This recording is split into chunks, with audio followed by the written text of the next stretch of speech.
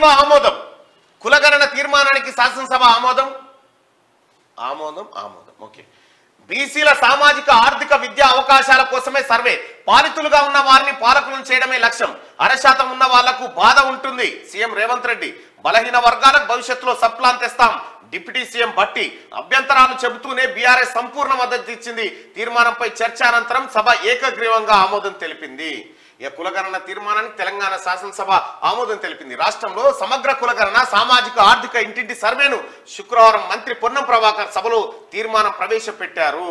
బలహీన వర్గాలకు భవిష్యత్తులో సప్లాన్ తీసుకొస్తామని భట్టి అంటే అభ్యంతరాలు చెబుతూనే బీఆర్ఎస్ సంపూర్ణ మద్దతు ప్రకటించింది. ఇక్కడ కులగణన కోసం కృషి చేసినటువంటి ముఖ్యమంత్రి రేవంత్ రెడ్డి గారికి, అలాగే మంత్రులకు, తెలంగాణ ప్రభుత్వానికి బీసీలంతా శిరస్సు వంచి నమస్కరిస్తా ఉన్నారు.